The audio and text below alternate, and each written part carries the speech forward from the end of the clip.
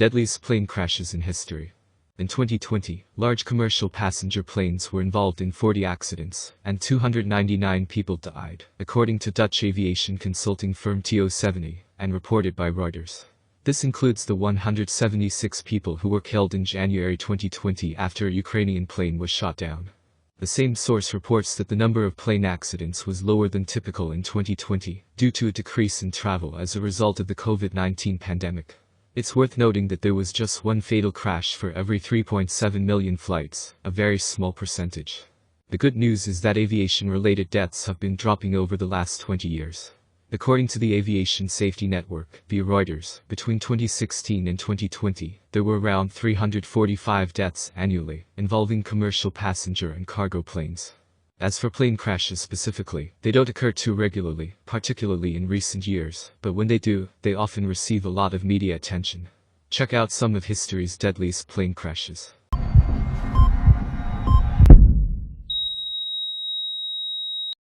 September 11, 2001 terrorist attacks.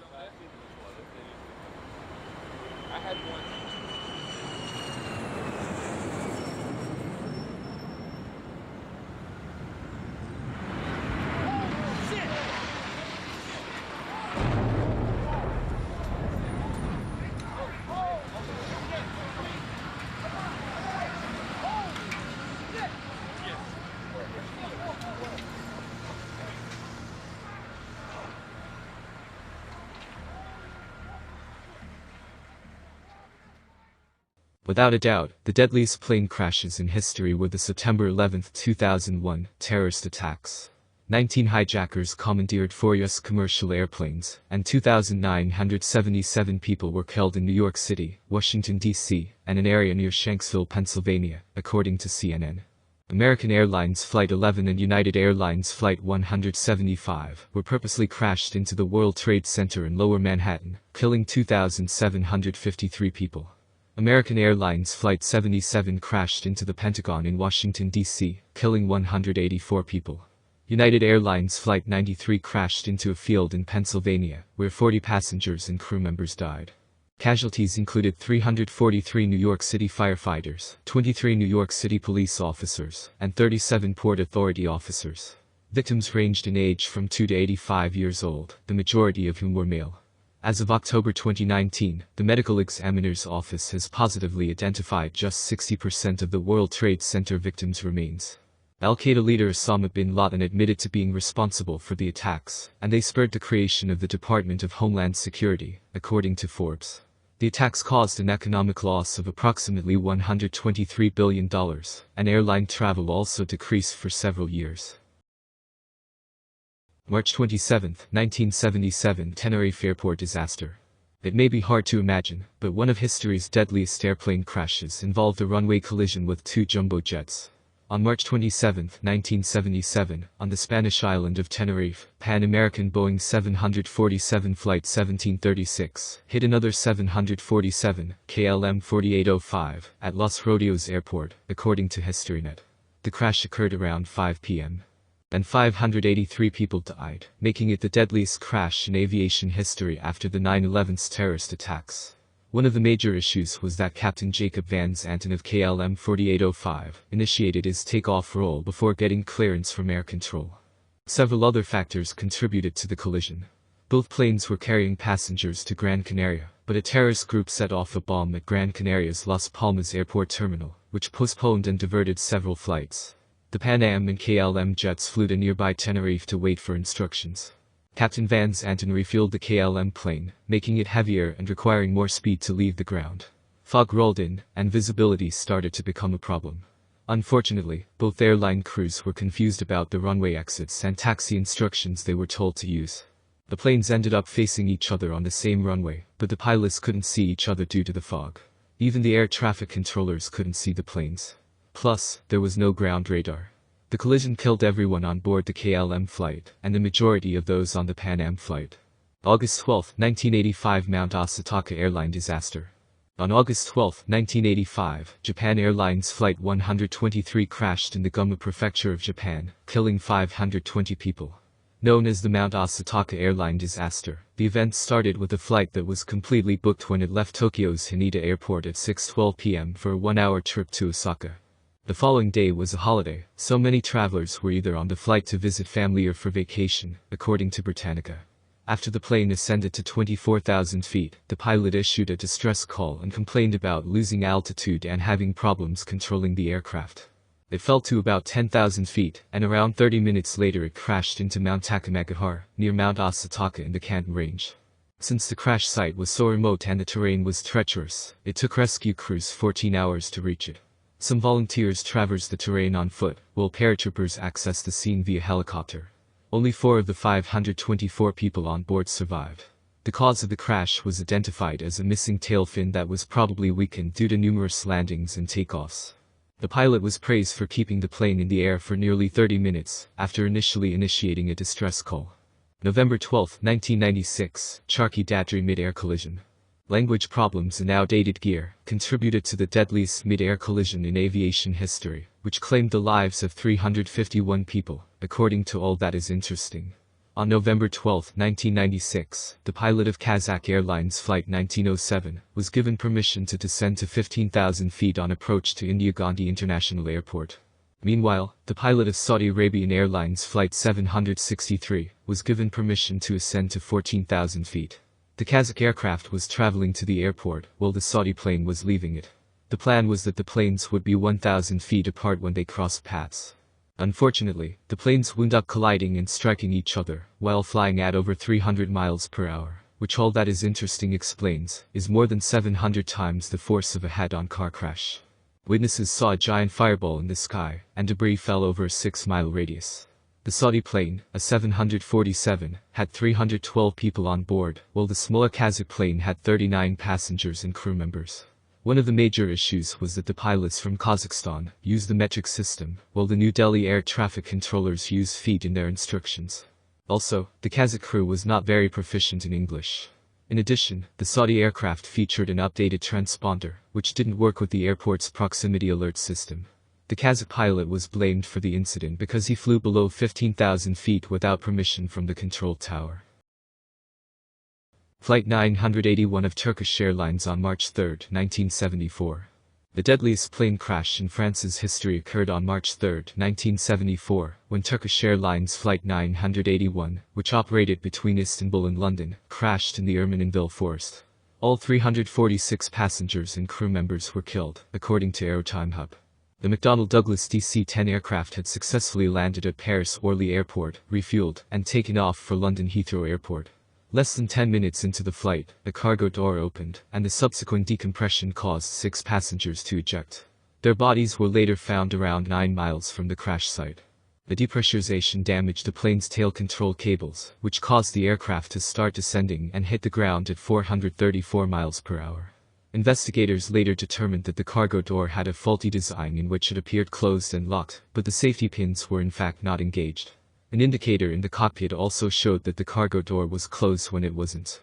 French authorities also determined that the relief vents were too small to tolerate the depressurization that occurred, and as a result, cargo doors and pressure vents were subsequently modified on all DC-10s.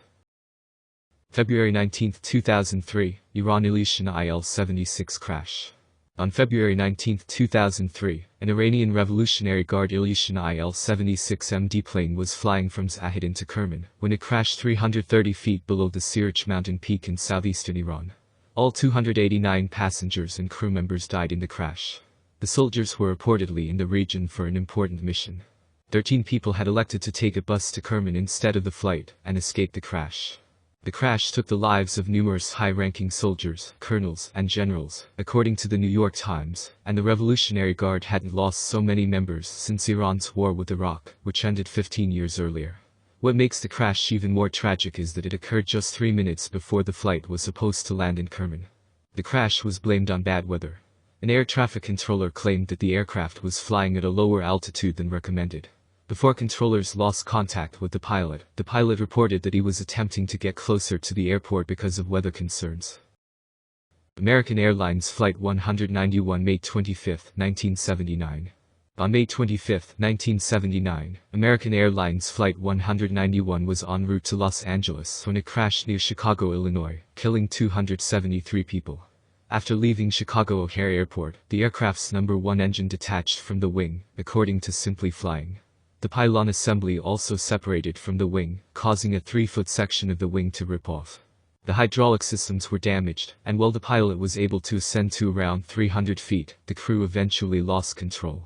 The left wing went into an aerodynamic stall, and the plane rolled to the side at a 112-degree angle. The plane then crashed 1,400 meters from the runway.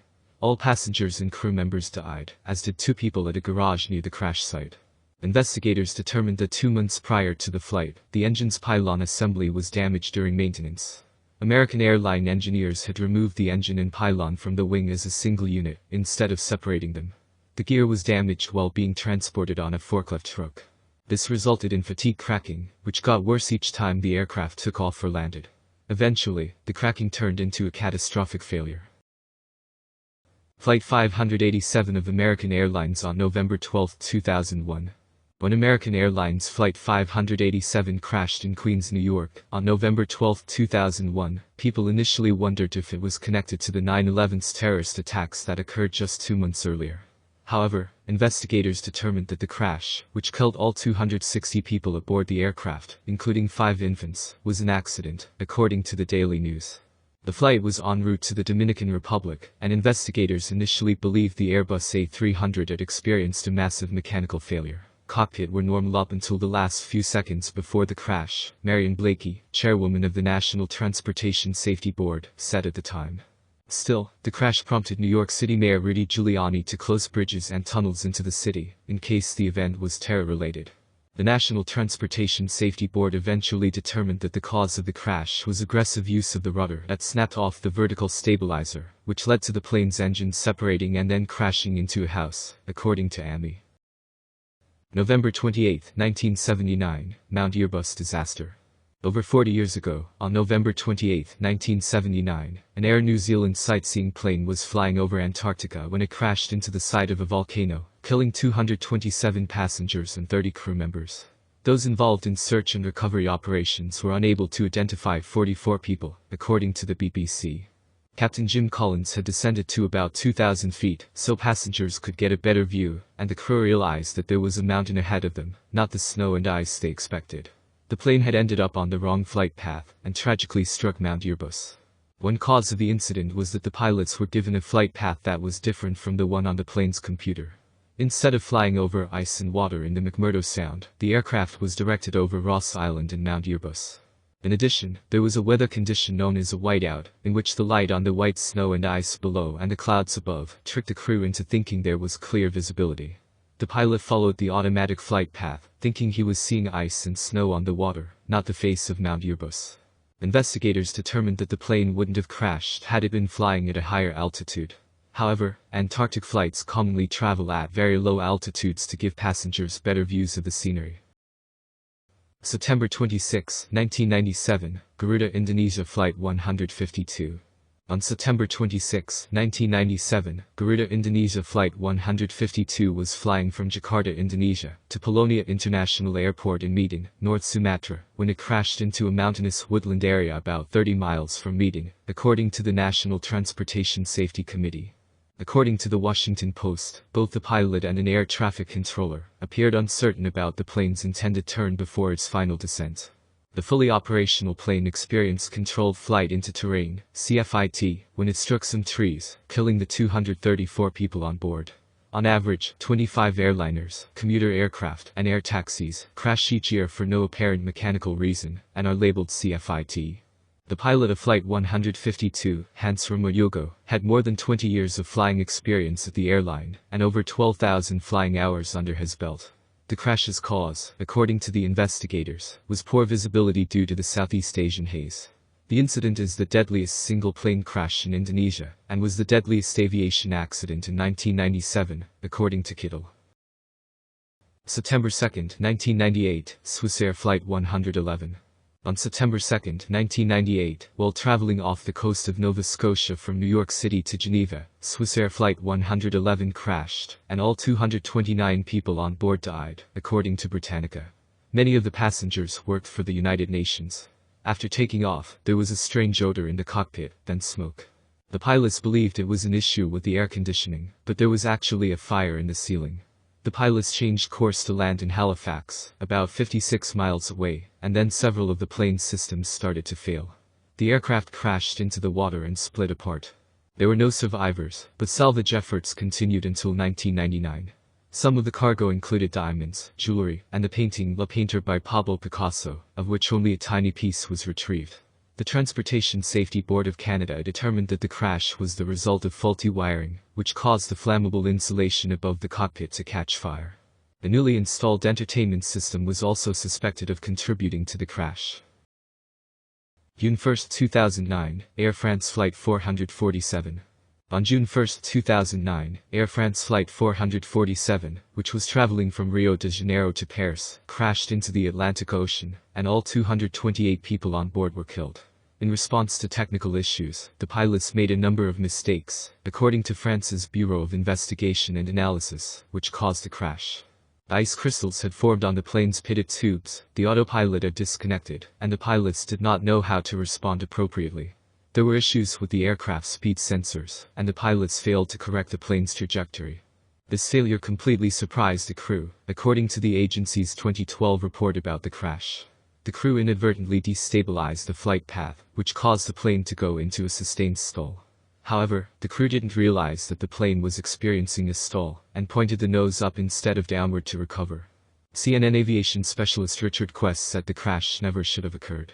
As a result of this investigation, France's Bureau of Investigation and Analysis issued 25 safety recommendations.